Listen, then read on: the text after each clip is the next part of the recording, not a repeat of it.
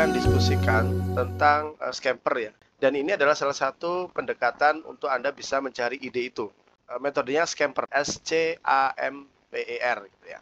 Dulunya metode scamper ini diusulkan oleh Alex Osborne pada tahun 53. Jadi gagasannya oleh beliau. Pada tahun 71, Bob Ellerley itu mendokumentasikan gagasan ini dalam buku beliau, Scamper ini ya, Games for Imagination Development.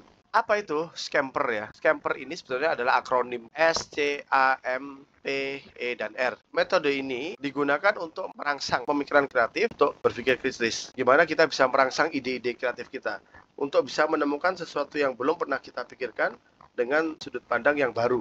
Nah, metode scamper ini dapat digunakan untuk mendiskusikan sesuatu, merefleksikan satu gagasan berpikir. Jadi, scamper itu berasal dari akronimnya substitute, combine, adapt, modify, put to another use, eliminate, dan reverse. Substitute itu berarti mengganti, dan combine itu berarti menggabungkan. Kemudian ada adjust atau menyesuaikan. Ada modify, yaitu adalah modifikasi.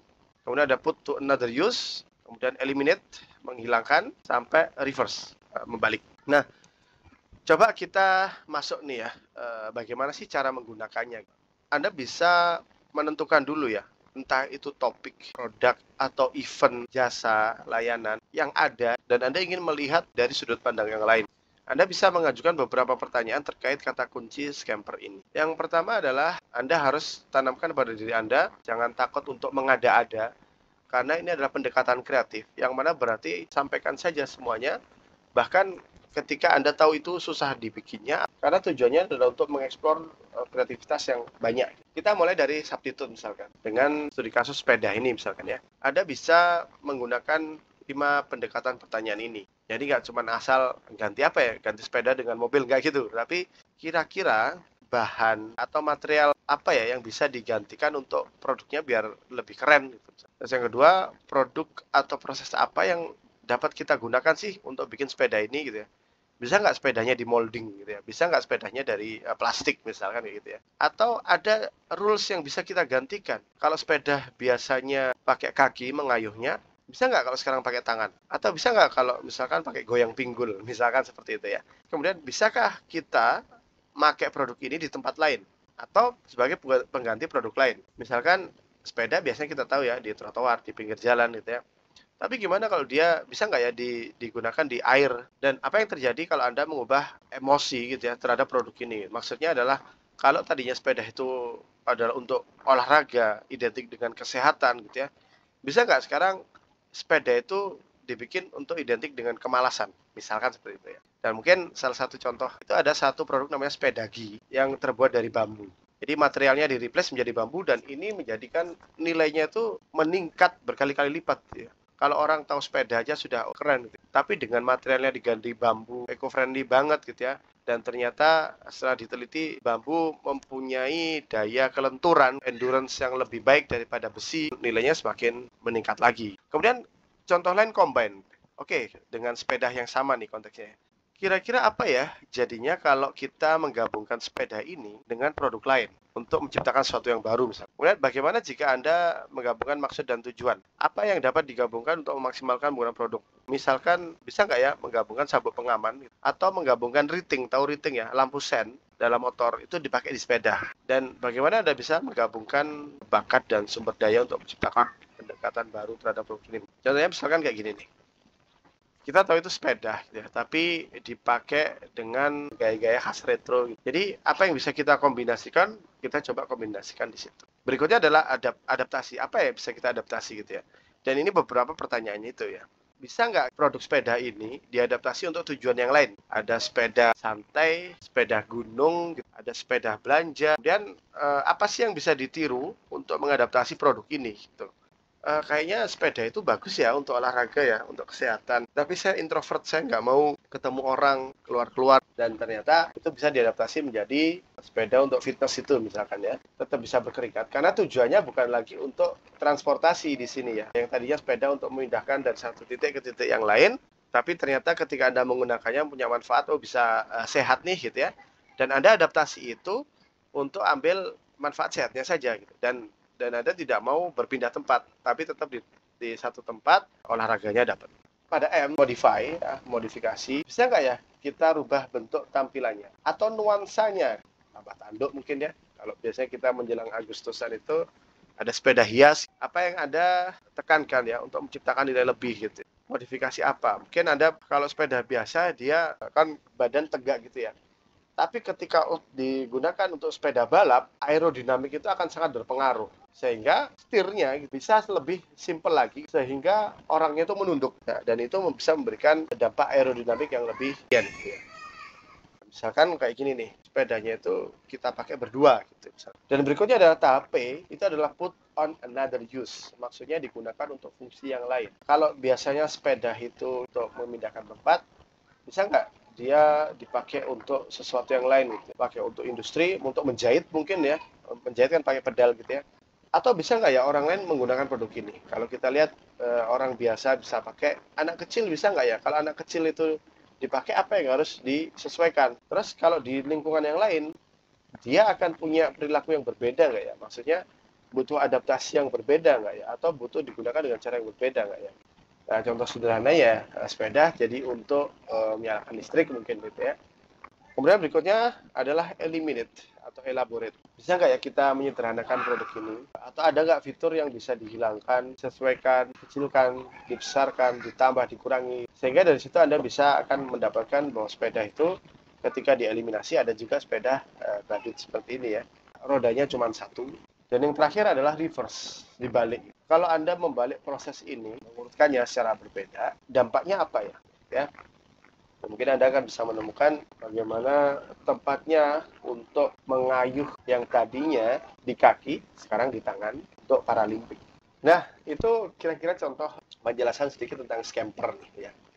Nah, coba kita adaptasikan ya. Kalau dalam konteks board game ya, case tadinya adalah board game. Untuk menggunakan metode ini dan tidak bisa langsung mentah-mentahan aja, oh ya kita ganti. Tapi Anda harus tahu dulu esensi dari objek yang sedang Anda eksperimenkan. Kalau tadi tentang sepeda, tentu Anda harus tahu dulu definisi sepeda apa, digunakan untuk apa, didesain untuk apa. Sehingga ketika Anda sudah secara esensial, Anda akan lebih mudah mengutak-atik apa yang sedang Anda lakukan. Nah, ini adalah contoh studi kasus kalau kita aplikasikan scamper ini ke board game.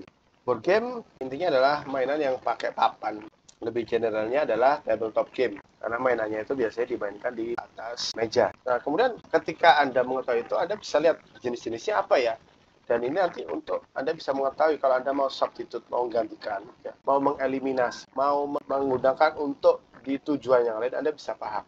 Dan kalau board game itu ada dua jenis ya, menurut Adi Cipta ya. Beliau menyampaikan bahwa board game yang tradisional berarti tidak tahu siapa yang mendesain dan sudah menjadi domain publik. Kalau Anda bikin congklak, ada desain ulang pakai besi, pakai desain Anda itu sudah boleh. Anda tidak harus bayar royalti ke desainer yang jadi Beyblade, itu juga Anda tidak harus bayar royalti. Tapi ada juga board game modern.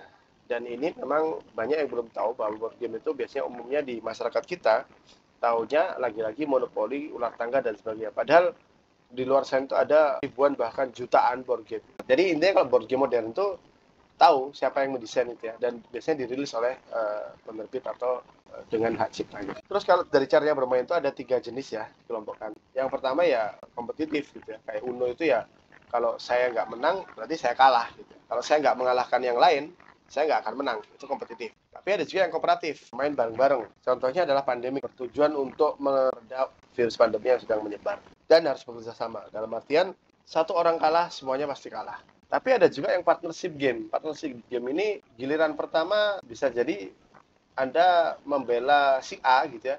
Tapi giliran berikutnya Anda melawan si A itu dengan bekerja sama dengan si B gitu ya.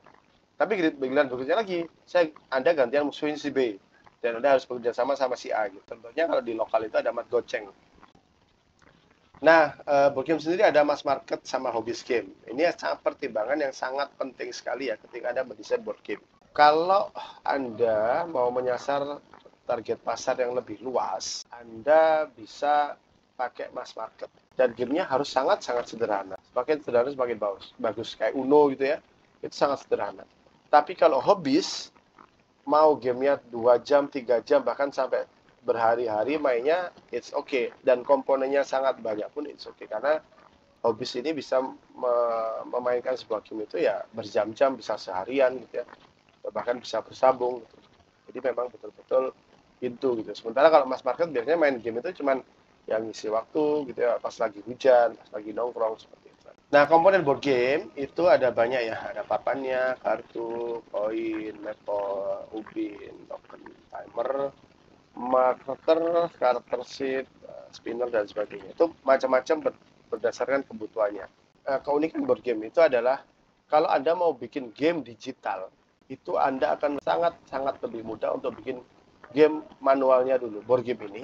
Kalau board game yang sudah jadi, mendigitalisasinya itu sangat gampang sekali. Gitu. Nah, prinsipnya merancang itu ada beberapa hal ya. Tapi intinya, nah sebelum Anda masuk ke scampernya nih ya, board game itu dua hal ini yang harus Anda bisa pertimbangkan. Balancing itu keseimbangannya. Jangan sampai pemain yang sudah kalah itu pasti kalah, sudah nggak akan bisa ngejar lagi sampai ke depan lagi. Jadi dengan balancing itu meskipun di awal kalah, tapi dia selalu masih punya kesempatan untuk bisa membalik keadaan. Nah, kalau monopoli itu balancingnya sebenarnya kurang baik, kurang bagus. Karena yang kaya semakin kaya, yang miskin semakin miskin kan monopoli itu. Tapi karena memang gamenya adalah tentang monopoli dan monopoli memang seperti itu, jadi ya fine-fine aja. Terus replayability berarti adalah kemampuan untuk dimainkan lagi gitu. Kalau Anda main Uno nggak mungkin kan Anda main sekali terus sudah gitu kan. Pasti Anda akan main lagi minimal 3-5 kali gitu sampai mungkin sampai dosennya datang baru beresin gitu ya. Atau sampai sudah bosan nih kita nonton yuk, Anda baru beresin. Berbeda dengan catur gitu ya. Mungkin sekali main catur karena lama banget gitu ya, sampai pusing sudah selesai gitu. Sekali main doang tapi lama. Nah, dan aspek board game-nya itu ada tematik sama mekanik. Anda mau masuk dari mana? Anda mau masuk bikin temanya dulu tentang perang-perangan nih, tentang zombie nih, tentang apa? Baru nanti mikir cara mainnya ya. Atau mekanismenya, mekanismenya main apa nih? Ngumpulin item, numpuk-numpuk, berlomba atau apa gitu ya. Seperti itu. Kalau tematik itu ya berkaitan dengan nuansa. Dan semakin jelas tema yang Anda tentukan, akan semakin mudah bagi pemain untuk memahami. Misalkan ya, game-nya tentang apa nih? Tentang perburuan harta karun. Kita akan langsung, meskipun kita belum pernah main, kita akan langsung kebayang. Tugas saya nyari harta karun. Survival, zombie. Oh, kita langsung kebayang, oh berarti jangan sampai saya terkontaminasi atau digigit zombie. Gitu. Semakin jelas temanya, akan semakin memudahkan pemain untuk bisa memahami rules-nya. Tema ini akan memudahkan desainernya untuk menentukan gaya visual seperti apa yang akan diambil. Ini Lonely Park tentang sirkus dan Anda bisa lihat ya visualnya sirkus banget. Dan juga bermacam-macam ya gamenya, ada Tokaido, Pandemic, World Wars, dan kita tahu ini semua punya tema. Yang satu Jepang, Kerajaan Nusantara, virus, ekosistem, harta karun, kuliner dan sebagainya. Lain juga dengan mekanik. Mekanik itu berarti pengaturan. Nah, nanti ini mekanik ini akan berfungsi ketika Anda nanti coba mau ganti-ganti nih substitute gitu ya. Kemudian mau di reverse bisa nggak ya gitu. Aspek mekanik ini berarti adalah terkait dengan mekanisme permainan. Cara bermainnya itu ya. Semakin sederhana mekanismenya, semakin mudah memahaminya. Ini sangat banyak sekali gitu ya. Jadi tidak perlu dijelaskan satu-satu. Tapi karena ini kan kita mau ke scampernya ya, tapi dengan literasi ini, referensi ini, Anda bisa tahu gitu ya, apa saja yang bisa Anda gunakan. Kalau Anda mau substitute, Anda mau adapt, Anda mau combine gitu ya, itu apa aja. Nah, pendekatan kreatif scamper ini ya, dia ada substitute, combine, adapt, modify, put, reduce, and arrange. Kalau monopoli di substitute, itu ya, kalau pertanyaannya jadi bisa Anda sesuaikan seperti ini ya. Bagian mana yang bisa diganti untuk gameplaynya, apa yang terjadi kalau diganti target penggunanya, terus komponen game apa yang bisa Anda ganti dengan lebih baik gitu ya. Sehingga dengan menggunakan ini Anda akan lebih mudah sebetulnya untuk membuat satu game yang baru. Gitu. Dan kita tahu monopoli yang sekompleks itu sekarang sudah ada namanya monopoli deal. Dengan kartu saja Anda sudah bisa memainkan monopoli. Dengan sistem yang sama, dengan prinsip yang sama. Itu seperti itu ya. Terus kemudian juga mengkombinasikan, ada Jenga ya. Dan kata-katanya, pertanyaannya Anda juga bisa adaptasi seperti ini gitu ya. Bisa nggak ya menerapkan dua mekanisme tadi ya? Bisa nggak komponennya digabung? Atau bisa nggak kita masukkan isu dan sebagainya ya? Contohnya ya menggabung Jenga dengan Uno, jadinya ada Uno Steko juga gitu ya. Ini salah satu bentuk contoh combine tadi. Susigo misalkan diadaptasi gitu ya. Kalau orangnya lebih banyak dimainkan, bisa nggak ya? Apa yang harus diubah? Gitu ya. Kalau dimainkan oleh orang lain, apa yang harus diubah? Gitu ya. Dan Suzuka juga ada versi barunya yang bisa dimainkan lebih dari 2 orang. Kemudian modifikasi apa yang harus kita lakukan biar pengalaman bermainnya itu bertambah. Kalau mau ke hobi seperti apa gitu ya. Yang atas itu Warung Wars, masa dicipta, yang bawah itu Amuk Tipalapa yang saya desain. Warung Wars dijadikan internasional, diganti bahasa Inggris. Kalau Amuk Tipalapa jadikan multiplayer, saya main 3 orang sekarang. Kemudian put to another use. Bisa nggak ya game ini digunakan untuk sesuatu yang lain? Gitu ya. Yang tadinya, Anda tahu ya, contohnya mungkin Anda nggak tahu Mad Cat ya, tapi saya coba cari contoh yang lain ya. Kartu remi ya. Kartu remi itu yang tadinya dipakai untuk di meja judi kasino gitu ya. Kalau dipakai untuk kegunaan yang lain, misalkan untuk hitung-hitungan, itu bisa juga ya. Dan saya juga sudah mengadaptasi itu ya. Kartu remi itu adalah salah satu gameplaynya adalah Seven Scope. Tujuannya adalah ngurutin aja angka. Itu sudah saya adaptasi, digunakan untuk edukasi, put another use, untuk edukasi kronologi sejarah. Jadi bisa digunakan itu. Yang tadinya orang nggak tahu sejarah kronologinya setelah event ini apa gitu ya. Sekarang dengan adanya nomor di kartu itu, orang bisa tinggal mengurutkan dengan mudah. Kemudian elaborate gitu ya. Apa yang bisa dihilangkan, apa yang bisa disien gitu ya. Ini juga salah satu game saya juga ya waktu itu. Kita bikin banyak sekali komponennya dan akhirnya kita sederhanakan ya. Wah, tadinya kita harus ambil benda-benda budaya di balik bangunan, sekarang kita tinggal bikin benda-benda budaya itu berupa koin-koin itu. Reverse dibalik, apa yang kalau kita cara kerjanya dibalik, mainnya kebalik gimana ya? Kalau kalah jadi menang, kalau menang jadi kalah, itu akan seperti apa? Itu bisa Anda coba. Contoh sederhananya gini ya, untuk mengemas semuanya dengan lebih mudah ya. Kita coba simulasikan catur. Kita gunakan pakai teknik scamper ini. Substitute ya, bidak-bidaknya yang tadinya bidak-bidak catur itu disubstitute dengan karakter Pokemon. Bisa? Bisa ya. Kemudian di-combine, bisa nggak ya main catur itu pakai kartu sekarang gitu ya. Tentu bisa gitu ya. Bisa jadi bentengnya mau makan kuda gitu, tapi kartunya tiba-tiba ada kartu trap gitu ya, kayak Yu-Gi-Oh, kudanya geser gitu misalkan sehingga nggak kena, itu bisa. Diadaptasi, Anda akan kenal namanya ada round catur gitu ya, yang caturnya itu bawahnya itu lingkaran gitu. Yang intinya bidang-bidangnya itu nggak bisa rubuh gitu ya. Kemudian ada dimodifikasi, Anda akan menemukan modifikasi cara bermain catur yang tadinya 2 orang, sekarang ada catur yang 3 orang. Prinsipnya masih sama. Put to another use. Catur prinsipnya adalah perang 2 kerajaan. Coba kita adaptasi menjadi perang 2 kerajaan, tapi ada rumputnya, ada sungainya, ada ngarai, ada bendera, ada camp, dan sebagainya. Atau bisa dieliminasi. Yang tadinya Anda harus mengukir bidak-bidaknya menjadi 3 dimensi, sekarang bidaknya itu menjadi koin-koin dengan gambar di dalamnya. Gambar pion, menteri, kuda, dan sebagainya. Itu lebih sederhana, dieliminasi lebih sederhana. Atau kemudian di reverse gitu ya, reverse cara mainnya, di reverse cara menangnya gitu ya. Atau mungkin dibalik gitu ya, yang tadinya mereka harus mainnya menyerang, sekarang harus berkawan misalkan seperti itu. Jadi itu adalah secara garis besar ya tentang scamper ini.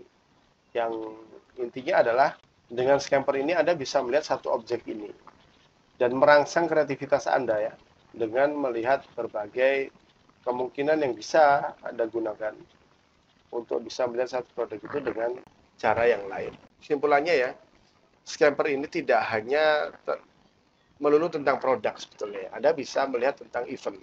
Tapi secara prinsip Anda bisa aplikasikan untuk melihat apapun ya.